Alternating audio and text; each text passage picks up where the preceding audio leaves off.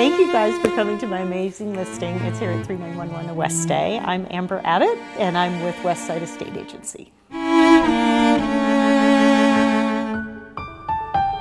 想象一下，在静谧的山林间，有一座独特的现代小城堡，复古与现代完美结合，挑高空间与幽静的中庭散发着无尽魅力。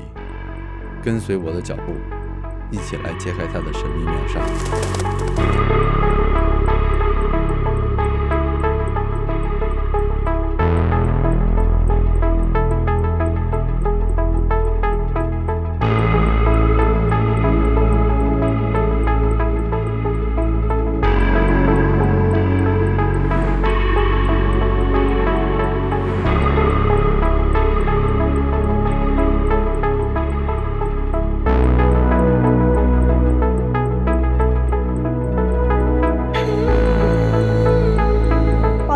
For kind of the reason you were just saying, the modern was kind of taking over.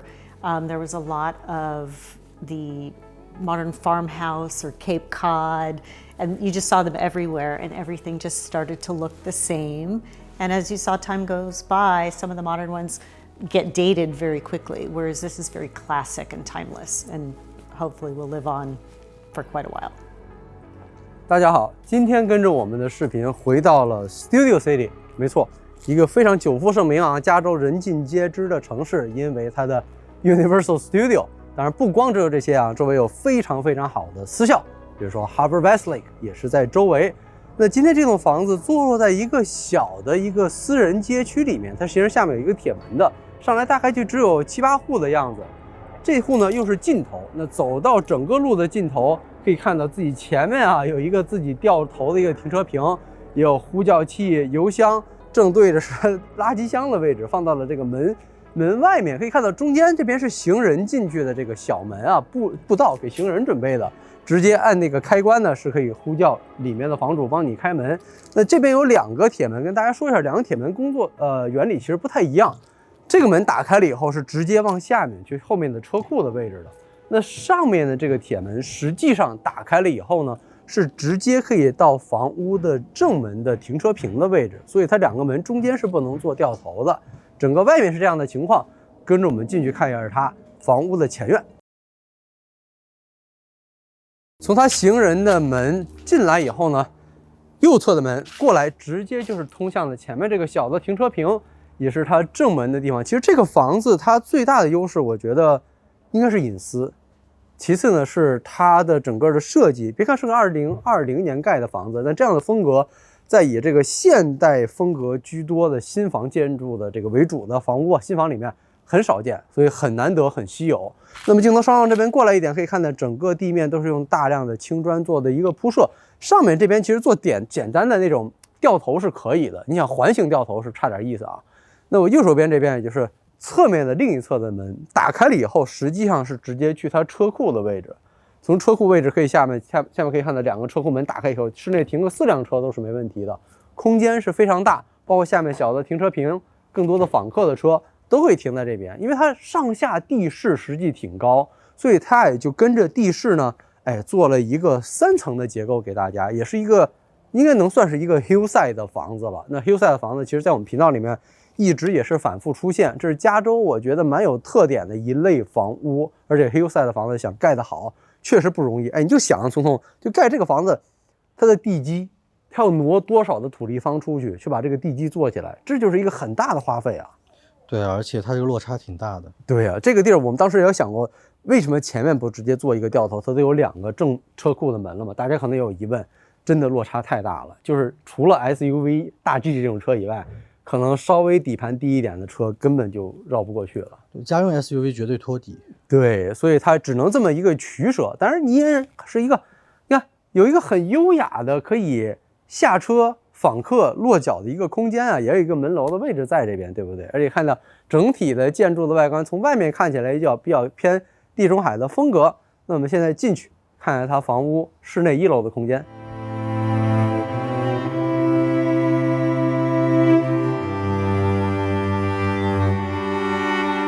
来到室内，我们开始正式为大家介绍房屋的室内结构。其实这种房屋结构是一个长条形，首先给大家一个概念，它是从前院一直往后盖的这么一个长方形的设计，给大家有一个基本的概念。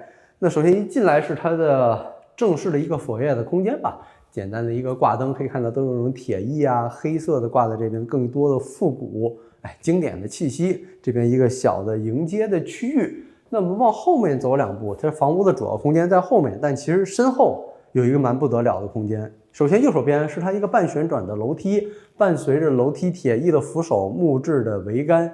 再看这边沿着墙一盏一盏的复古的小挂灯挂在墙壁上，一直到2楼的空间。房屋同样也是有2组楼梯，另外一组是在房屋的后面。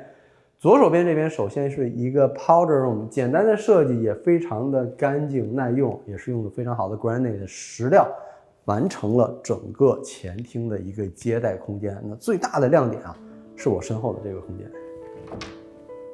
So that one, he designed it, again, very thoughtfully designed with the wood details and the extra windows and the big, huge fireplace and the cathedral ceilings. He really wanted a dramatic space, and so it can be a great room, a living room, however you want to do it there. But he also made it so that you can close both doors, and you have the outside. You can still get to the pool and the outdoor space, but you can close both doors, both downstairs and upstairs, and have an amazing office if you wanted it to. You could put a big giant desk in there and make it a real showpiece office if you wanted something like that too. 来到它房屋一进来，右边的区域可以看到，这个空间感，整个2层的挑高给到你是一个非常正式的 living room， 也是一个非常好的、很体面的会客区域。可以看到整个屋顶大量的实木的设计，以及一些木质的装饰品，挂下来的一个复古的黄铜的一个挂灯，铁艺的挂在上面，简简单单的灯泡。而且这个空间大家有没有发现，没有任何的 recess light， 全部都是靠着这一盏灯的照明，营造出来一个更加复古、经典的一种氛围。而且这个空间整体给人营造出来的感觉，就像是你知道，有点像80年代、90年代的房子才会有这么正式的一个客厅出来的感觉，稍微有些复古的气息。在这里简单跟大家先介绍一下房屋的基本讯息。房屋8个卧室，12个卫生间，室内面积11923平方英尺，占地1.73个平方英亩，要价1240万美金，不贵耶。在 Studio City 目前是市场上要价最高的房子，那它到底值不值，能不能要到这个价格？我觉得跟大家今天跟着我们看完视频以后，应该就会有一个判断的。我个人觉得它是一个非常稀有的一种户型，对不对？见不到嘛，很多现在2000年以后盖的房子哪有盖成这个样子的？我们可以看到整个客厅下面的空间也是非常好的，而且一个硕大的壁炉几乎都到2楼的顶部了，全部都是石料的包裹的设计。后面是一个天然气的壁炉，营造出一个这种火呀，在这个灯光的下面，这种和影子的倒影，这种波澜的感觉，火苗跳跃的感觉。如果大家想象一下，如果这上面都是吸顶灯的话，都是那个 recess light 照得很亮的情况下，你不会有这种火苗的这种光影的效果，你更不会有这种穿越的这种感觉。所以我觉得这个客厅进来以后给人营造出来的这种 cozy 啊、舒适的这种氛围感，是很多现代的房屋不能给大家的。那更不多说的就是我的右手边这边3扇法式双开门，打开直接就去它的后院了。它的房屋是包裹型的后院，那更不用说能坐很多的位置啊。我觉得这个厅真的是非常好的一个空间。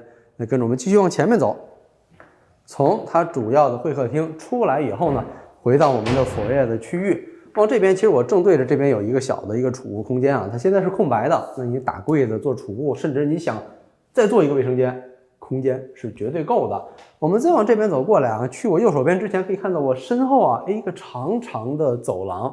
我觉得很多房屋做走廊实际上是营造氛围，然后呢保证一定的隐私以及一些空间的分割作用。那这个走廊可以看到，这边是储物间的一个门，往这边实际上是一个电梯，电梯直接去地下室和2楼的休息空间。再往它中段的地方，实际上是去它的后院的这个双开门啊，有一定的采光进来，所以这个走廊我觉得整体看起来还是挺漂亮的。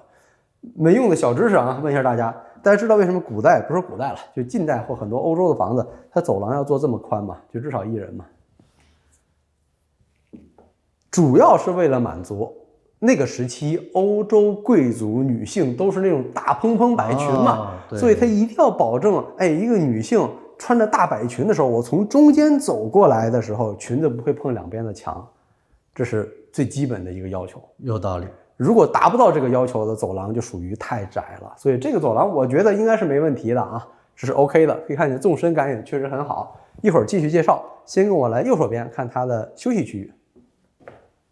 这边就是它房屋进来啊，除了主会客厅以外，我觉得这边能叫家庭厅吗？其实不能，因为这个房子有很多的客厅。对，其实这应该算是一个公共的活动空间。严格来讲，那从楼上过来一点，先到这边可以看到，这边也是拿了一个非常漂亮的一个 fireplace 在中间，也是很好的这种模板的石膏啊，做了一个雕花的，不能叫雕花了，就是这种不同凸痛的颜色的设计摆在这边，也提供一定够暖啊 cozy 的感觉。而且这个角落我觉得最好的地方是什么呢？就是它，你看壁炉两边的窗户以及侧面两扇大的窗户，看到房屋的前院有很好的自然光线，就是很自然的自然光线照在了这个前面的这个会客的区域，感觉非常通透。这个区域大家感觉就是更偏家庭一点，那边的感觉比较严肃庄重一些。所以这两个客厅实际上你别看颜色差不多，但实际上风格是不太一样的。这两个你更喜欢哪个？我更喜欢这个温馨一些。这个偏温馨偏家庭，但那个就很大气，就一进来以后觉得哇，这一下就是大家族欧 money， 对不对？不一样。那个地方感觉是会发生大事情的地方，都是那种几百亿的大单子在那边达成的，是不是？我们继续往后面走一点。那既然说到多功能的这个活动区域呢，那它这边自然而然放了一个台球桌，我觉得还是蛮合适的一个东西，因为这个空间很大，又是一个长条的形状。那这边简单的一些陈设，你觉得这边除了放台球桌还能放什么呀？麻将桌。我都不好意思说麻将桌，这个地儿放麻将桌子真的就太影响到别人了。所以今天这个地儿还是留给台球桌了，对不对？从这边同样也有一个双开门，打开以后是它侧面伸出去的一个阳台的空间。往这边，是它直接去中庭的那个双开门的位置。从这边可以直接看到后院了，已经。我们继续往前走，到这一侧的空间就是它房屋正式的一个 formal 的 dining room， 可以真的是 dining room， 不是 dining space 了。它专门拿出了一个房间作为吃正餐的位置。可以看到，我特别喜欢它房屋很多过道啊、走廊的地方挂的这些铁艺的这些灯，营造的这个氛围就特别符合这个房屋整体室内室外的一个年代感的一种设计，不像是有的房子室内室外的这个陈设都完全就不搭嘎了。那到这个空间，首先正对着一个双开门，和旁边刚才连通的那个小的阳台，飘窗出去，很漂亮。那中间也是挂了一个很好看的一个挂灯，一个非常大的餐桌，可以轻松坐10个人。其实这个空间有非常好的就是什么？你看它的向后面的空间和你那边的空间，它这个桌子你放一个正方形的桌子，或者是再长一点的桌子都是可以的。这个区域来讲，作为就餐是非常好的区域，而且有很多大量的外露的这些承重的梁的结构，也可以这个房屋营造出一种山林小木屋的感觉。那身后这边呢，也可以看到是另一侧的门，出去这边呢就是它中间的 courtyard 的位置。那我右手边这边通过这一个门以后打开呢，是它一个服务的区域，过去是它的厨房。我们从这边绕过来跟大家看一下它房屋的另一侧。回到它的主走廊，这是跟大家介绍的。其实从它这个位置，因为房屋纵深很长，所以它要考虑到中段的采光，那它留一个这个区域，我觉得是非常合理的，而且提供更多的户外的棚下的坐的区域。其实这个后院我觉得是挺不错的，而且还有一些镂空的设计啊。从这边可以看到2楼，不光从这边能看到2楼，我们镜头再往这边走过来啊，实际上这个空间它的楼梯一个是往下去地下室，一个是楼梯往上去2楼，它在这个楼梯的转角的地方也做了一个镂空，这样让一定的自然光呢，可以到达一些地下的位置。我觉得它这些小的用心的设计还是不错的，而且再次要强调，就它墙壁上挂的这些墙上的这些挂的灯饰，非常好的迎合了整个房屋的氛围，对不对？非常大，不像有的房子会有脱节。咱们想一想，频道里面经常看的那种挂灯，都是那种气泡的，还记不记得？水晶的，水滴的，都是那种，对不对？哎，我觉得看多了那些，看一个这个，我感觉还挺不错的，也是应了我们频道很多朋友的要求啊，想看一些不一样的复古经典的房子，对不对？所以想看更多有意思的房子的朋友，一定记得点赞关注我们的频道嘛。那这边另外一个 powder room 尺寸也不错，我们继续往前走过来，路过这个门以后。过来就是到达了房屋的后半段的空间，后半段呢有2个非常重要的组成部分。先跟着镜头转过来，这边有一个非常大的岛台，用的非常漂亮的 granite 的天然石料，非常好的尺寸。过来，这边有大量的储物空间，高低柜的设计以及冰箱。它这冰箱稍微有点不一样啊，这边是制冷，就是冷藏。那么再往这边走。可以看到整个的吧台下面也是做了这个可以简易吃一些就餐的位置，做一些高把椅嘛。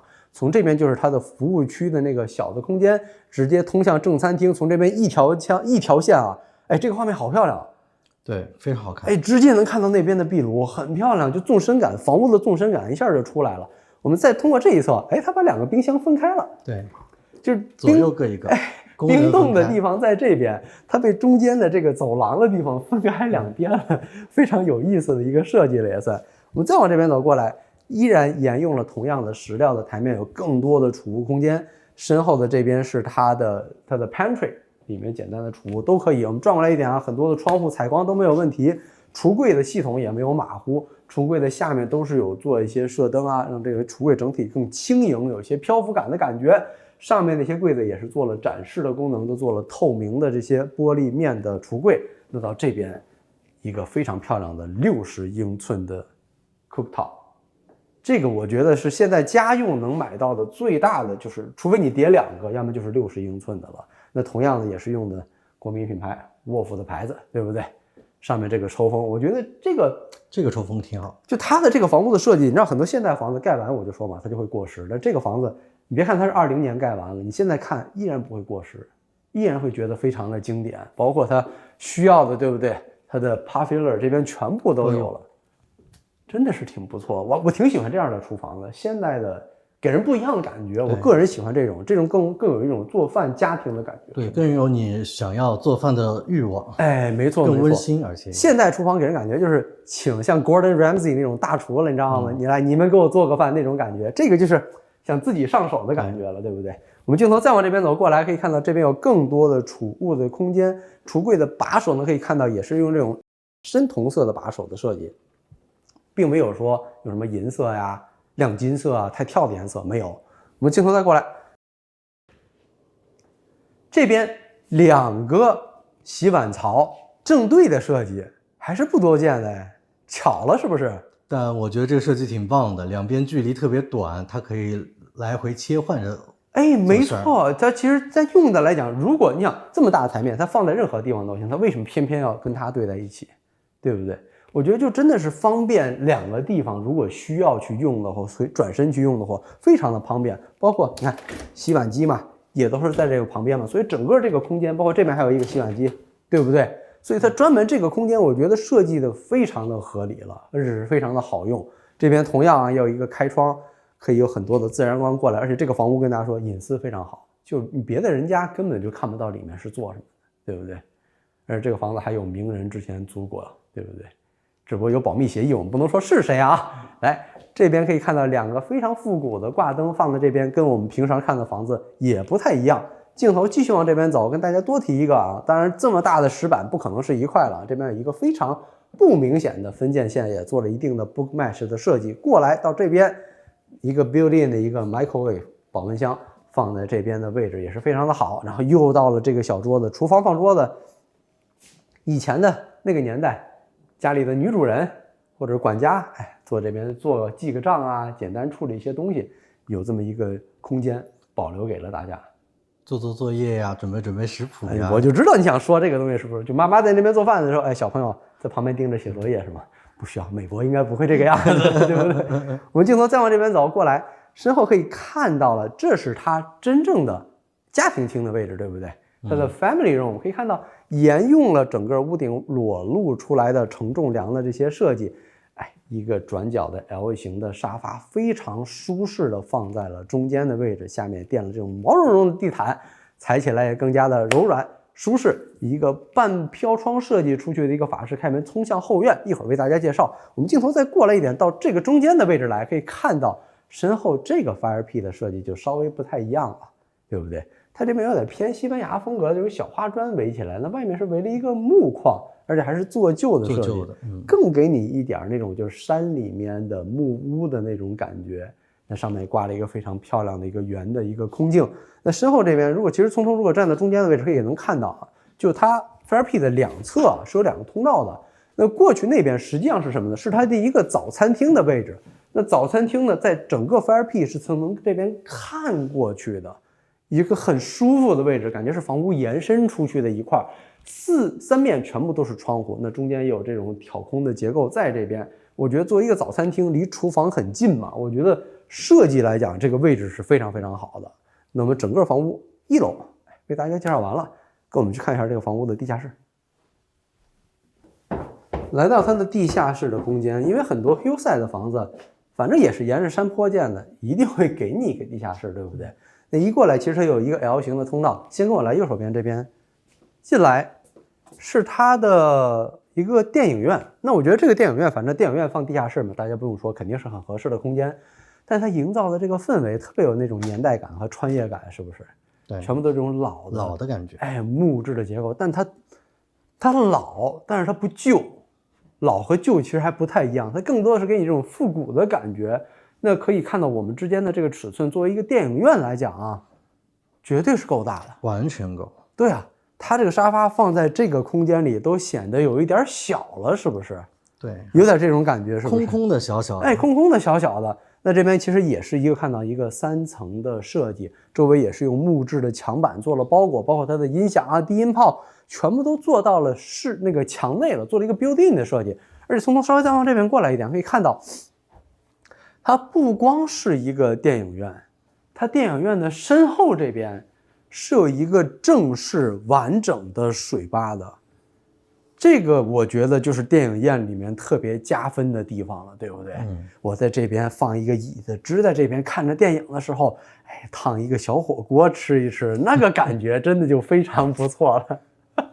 我们可以看到从这边过来，它这个水吧就一点没有马虎啊，过来以后，整个下面的包括音响的设备，包括控制电影院的这个音响，其实就放在这下面了。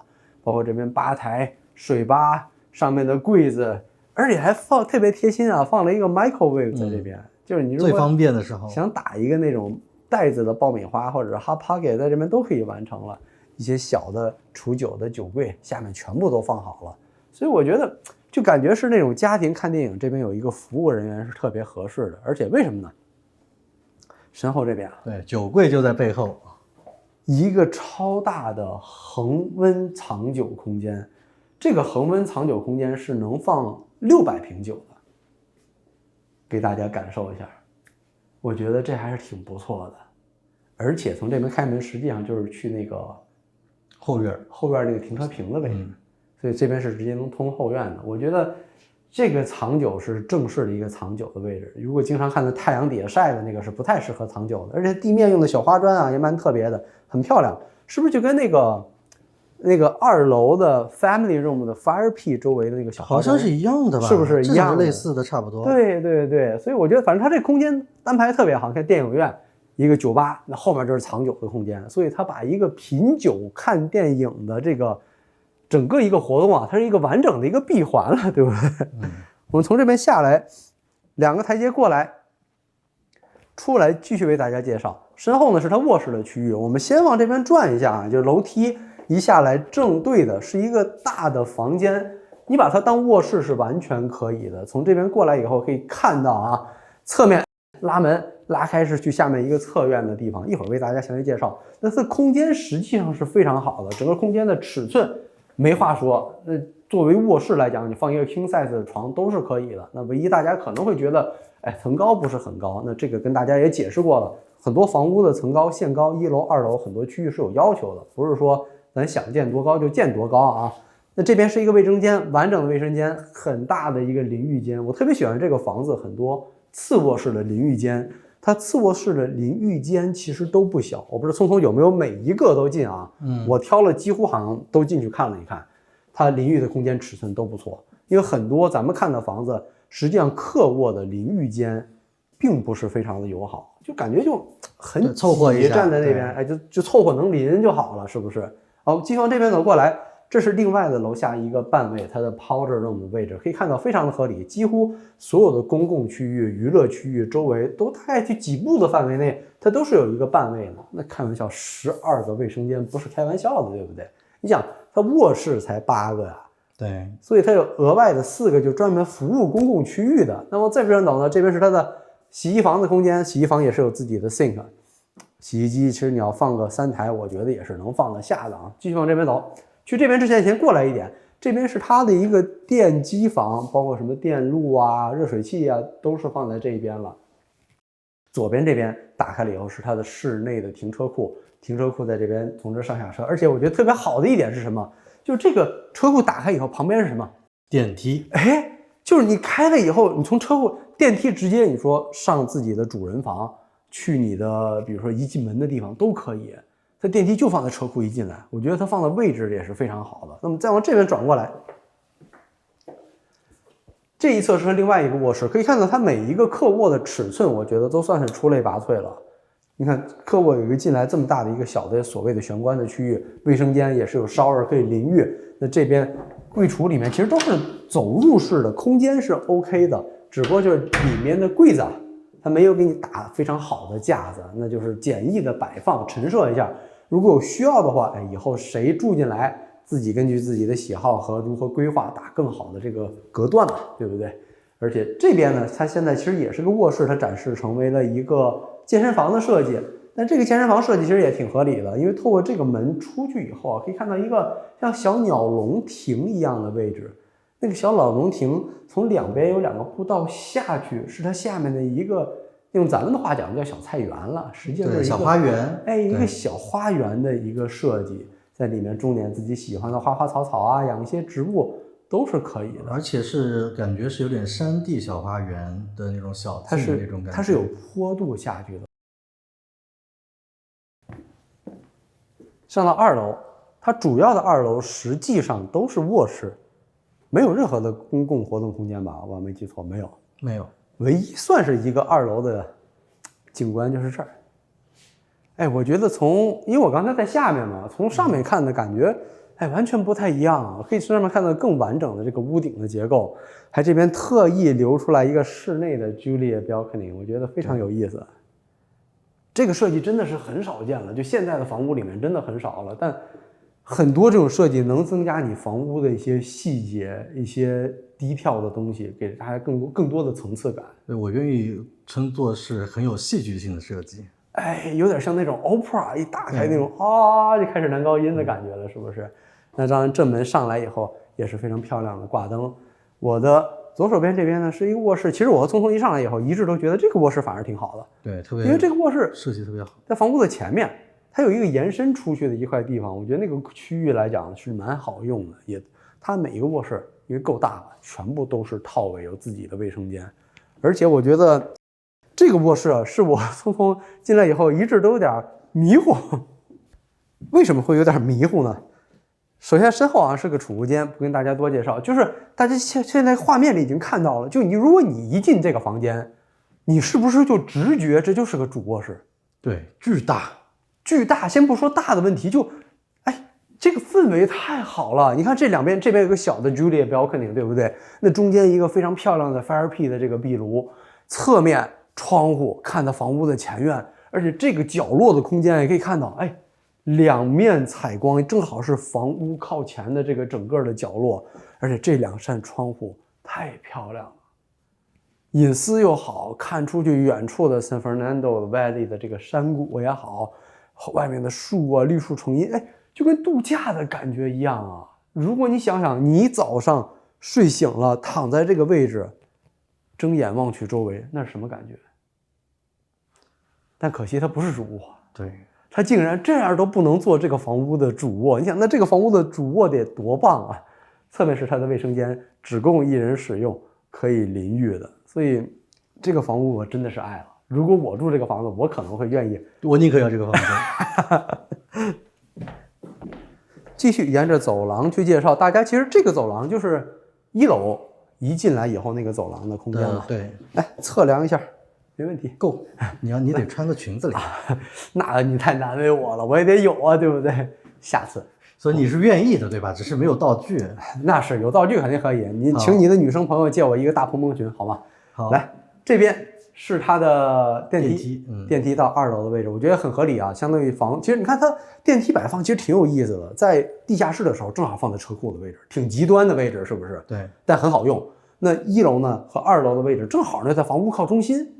对，而且就是这个走廊这边。对，就是它主走道，所以它其实电梯的位置摆放，我觉得是特别合理的。不像有的大房子，咱们电梯转了半天，电梯在哪儿？说哦，原来在这儿，在一个小角落。对，你说到底怎么回事？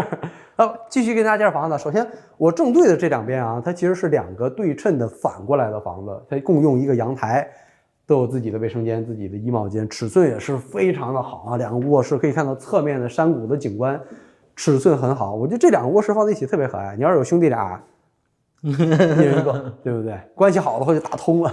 往这边是它房屋中段的2楼，哎，一个阳台，一个 balcony 的地方，打开里面就在棚的下面啊，坐一坐非常舒适，而且有一个 secret path， 或者说一个非常舒适的一个空中走廊。对，小走廊很漂亮。又是氛围，我觉得这个房子它制造了很多的这个一个景观，一个小的氛围，能更让你爱上这个房子，更加喜欢这个房子。那到这一段呢？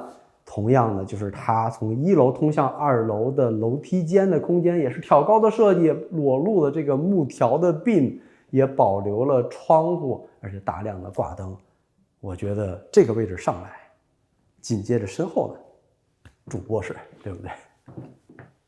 进到主卧室一进来，首先比较大的好的主卧室都有一个进来的简单的 retreat， 简单的坐的区域，那里面有一个小的简单的水吧。他们家窗户还挺有意思的，都是那种摇窗，对，很久没见了，是不是？但是很漂亮啊！这个窗户打开以后，也是看到山谷的景观，隐私没有问题。我觉得这边做隔断其实蛮奢侈的，你不觉得吗？因为我觉得它以现在很多现代房屋的理念，它可能会把这个外观这个区域全部都给了卫生间，对，但它卫生间比房间大。打通，但它是为了传统吧，可能就是了，一定要还是有一个主卧室的 retreat， 等于是一个master 的一个 suite， 就是一个套间，对不对？往这边啊，这又不得不说了，男士的卫生间，反正够用，小，也能，但 shower 是带 steam 的功能的，可以蒸的，也是非常大的。反正我在我们家其实是用浴缸的，但是很多其实大多数男士现在来讲生活快节奏嘛，对，用浴缸懒得泡。其实我没有我儿子泡的多。往这边是这衣帽间，衣帽间尺寸绝对够大。空间是绝对有的，那以后谁进来以后，根据自己的规划去打自己的柜子就行了。买1200万的房子的人，还打不起柜子嘛？对呀，你真差这点钱，我相信你跟卖方去申请，卖方也会给你搞定了，对不对？那跟这房子来比较，一套柜子才多少钱嘛？那聊天中，哇塞，这就到了他女士的卫生间的地方了。对，我刚说男士小，主要是对比这个。没错，你跟他对，就正常来讲是 OK 的，但你跟他一对比的话，那就稍微就有些逊色了，是不是？大家可以看到啊，现在房屋我觉得如果不够家庭友好，对女士友好，其实很难卖的。所以屋主在这方面设计，我觉得是对的，是应该在相对的更讨好一些女性的受众群的。可以看见这边啊，简单的地方，包括梳妆的地方，对不对？也都很贴心，小的灯照明放在这边，高低的设计都有。一个小的 bubble 的浴缸放在这边 freestand 的设计，两边的窗户啊全部都是磨砂了，其实本身也没人能看得进来。但我再次要提到，就是他们这种窗户，这种摇窗的设计，打开了以后，它是打开侧面透个气，我觉得还是挺好的一个设计啊。我觉得这个开窗过程还挺有仪式感的。是这样摇开的感觉，就是特别有那个年代的画面，你知道吗？而且这个摇有个好处，就是你那个窗的大小，你可以控制它，能控制的特别精确。对，我想我要开1/3、1/4或者1半，都是可以的。然后这边也是挂了2个灯，就整体的氛围特别的统一啊。身后这边是马桶的位置，多提一点，从上不给大家照的。哎，这个马桶的可以吗？空间特别好。这个马桶的空间真的相当大了，对不对？而且是有窗，也是有窗的，对，也能调角度，而且很细心啊。这个窗是往那边开的，对，对称外，对呀。那大家有人知道这是做什么的吗？知道了，应该都知道吧？看我们频道的节目的，应该都知道了。然后同样的，它的一个 shower room 空间也是非常好，带 Steam 的功能。我觉得1个人、2个人用其实都是够的，对不对？继续看它的床的空间。回到这边，路过中间的坐的区域，就到了它主卧室床的地方了，蛮合理的。就是一进屋，其实左边就是什么换衣服啊、卫生间啊、洗浴，中间这个空间分割到这一侧就是它主卧室休息的区域。这个画面大家也能看到，很漂亮哎。对，山景。对啊，很舒服，而且这边有一些高窗啊、采光，这边一个同样的一个壁炉，木质的框围好，做旧的设计，很舒适，也是这种外露的这种 beam 这种顶梁的这种结构都裸露在外面。一个法式双开门打开以后是主卧室自己的一个小私人阳台，看的是它的后院以及后面的 guest home。那我们现在看一下这个房屋，我觉得个人啊很喜欢的它的空中走廊。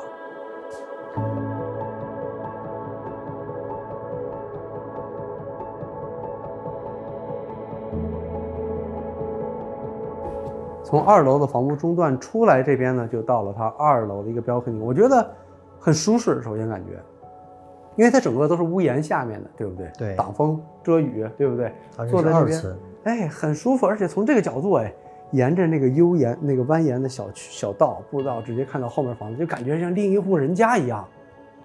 实际上是一起的。哎，真的是，而且更不用说啊，后院的东西，一会儿下去给大家介绍。而且它这个小空中走廊，你看它的氛围。它的这些小的灯，这些光影打在这个墙面上，完全不一样的感觉。这个走道，想象一下晚上的时候啊，每一盏小挂灯晚上点亮以后，从这边走过去，那个氛围感绝对就拉满了，而且直接能看到完整的后院。到了这个走廊这边，突然就给你一种不一样的氛围了。你想想啊，离房子首先要远，才能营造出这种氛围，就感觉通过一个仪式。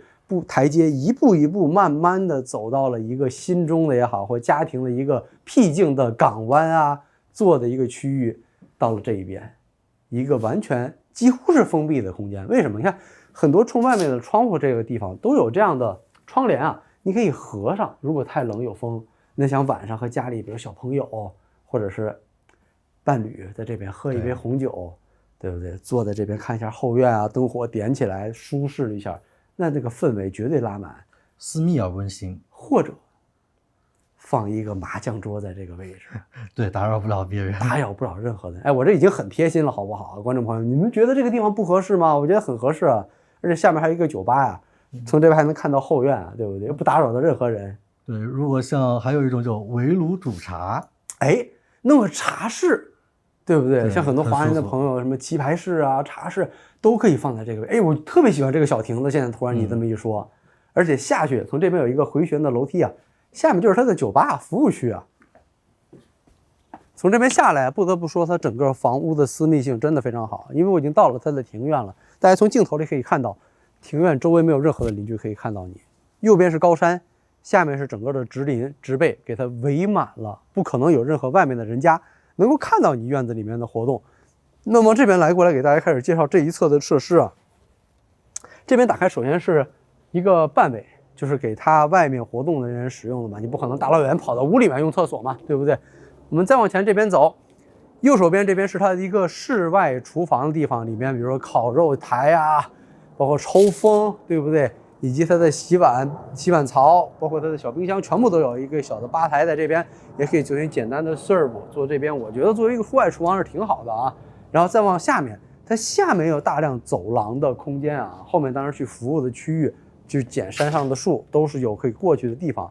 可以看到，沿着这一边这一侧就是一进门的那个挑高的2层的厅的地方，对不对？从这边的罗马柱再绕过来啊，到这一侧的时候就是房屋中段的那个位置了。整体来讲，每一个地方都可以轻松的到达后院，所以你去它这个后院就不需要说我必须要到房屋的后面才能去后院，就是你从房屋一进正门，你就可以去后院了，四通八达。没错，这也就是这种环抱型的这种后院的一个好处吧。那这边放了一个非常漂亮的一套沙发茶几组，坐在这个房屋的中间的位置，我觉得也是非常好的。大家可以想象一下，这个房屋晚上开了灯以后，在这边开一个 party， 点一些热火的热炉，我觉得是很舒服的，对不对？包括这边还有一些柳树啊作为搭配，整体的氛围是非常好的。这是什么果树啊？桃子吗？我真没想到啊，这个房子里面还有一些果树。我的橄榄树，怎么能忘记呢？豪宅的标配之一啊，橄榄树。我们镜头再过来往这边一点，从这边可以看到是一个泳池的热泡池的地方，热泡池是升起来的，水也是 overflow 的一个设计。这个热泡池尺寸不小，挺大的。这个热泡池就是坐8个人在里面都属于比较松的状态。应该8个不止，肯定能更多。对呀，那整体来讲，泳池是一个偏长方形的形状，从这边一直延伸出去，从这边也能看到它后院，对不对？后面的那个后房。那如果我们镜头再往这边走，跟着我们从泳池这边继续往前，一步一步呢来看一下它房屋的后院。泳池可以看到它的宽度是非常好的，那简单的游一个来回锻炼身体也是没有问题的。那边是它的入水区，这边是它的深水区，以及往这边走，从这个角度看房子，实际上别有另一番的氛围。那到中间过渡的地方呢，是一个篝火，同样跟大家介绍过，篝火不要离房子太近，远一些更有氛围，以及悠长的步道到达后面的 guest house。Definitely, with a lot of things in the house, the guest house was not meant to be an afterthought. It was definitely very well thought out as far as he wanted it to be a mini version of this house. So it has the 2 bedrooms and 3 bathrooms, a proper kitchen, its own laundry, its own outdoor spaces. So it was definitely not an afterthought. So he wanted it to be where you could actually make it a house, whether it be a relative or a mother-in-law or whoever could be over there, or you can have amazing office space away from the actual home, but you're away but close. And then also if you have older kids, college kids or anything like that, or even old enough to go to Westlake, Harvard Westlake School, which is super close. So.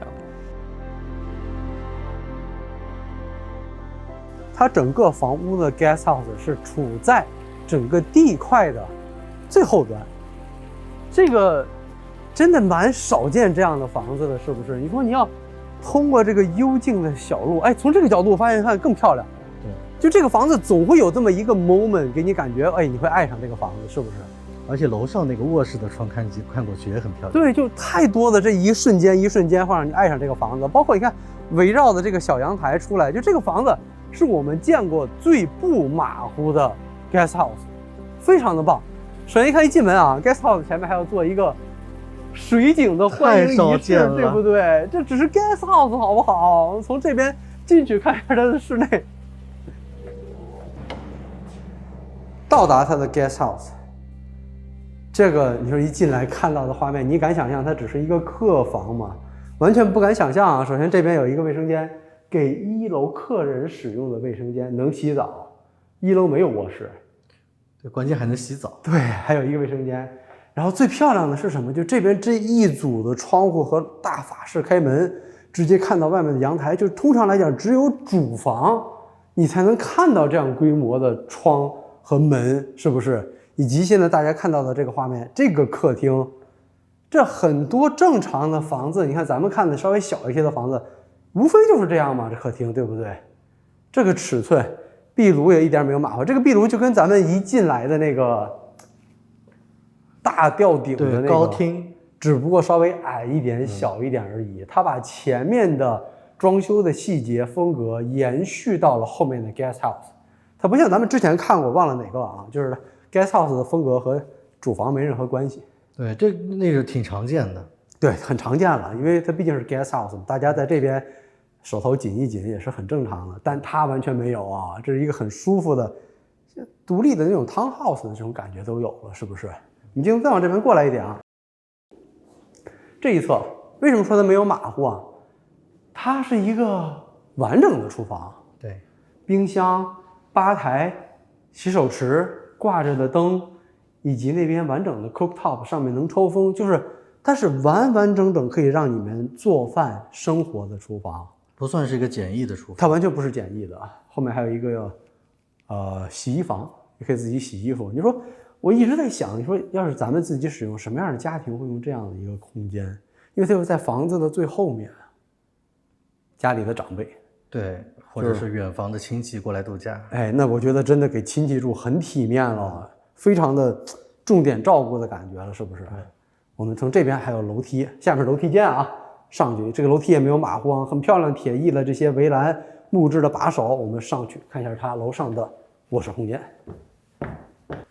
从这边到达它的2楼，二楼一上来的地方呢，首先一个挺舒服的一个空间，双开门。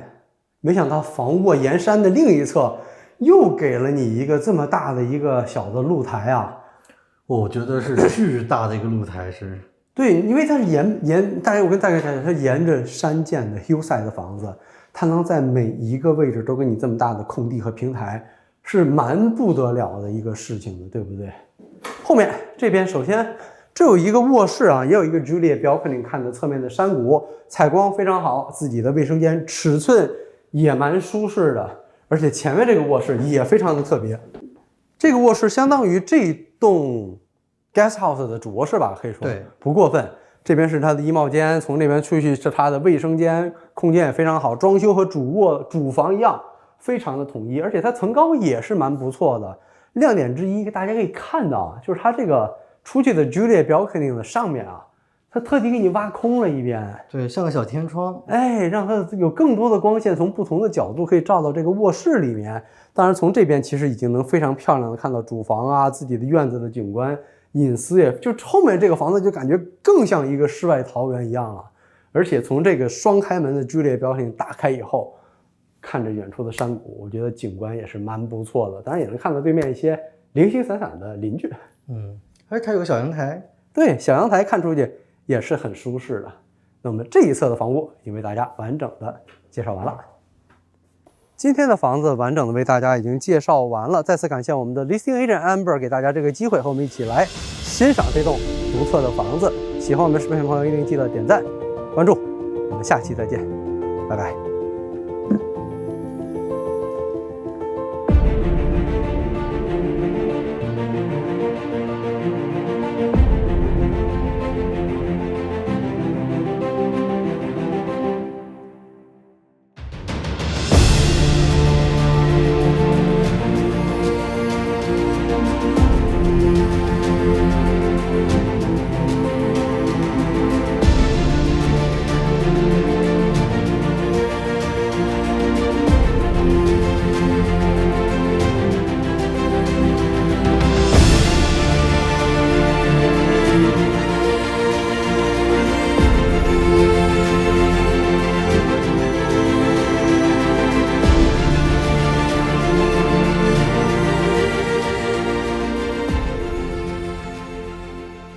All right, well, thank you guys for coming to my amazing listing. It's here at 3911 OS Day in Studio City.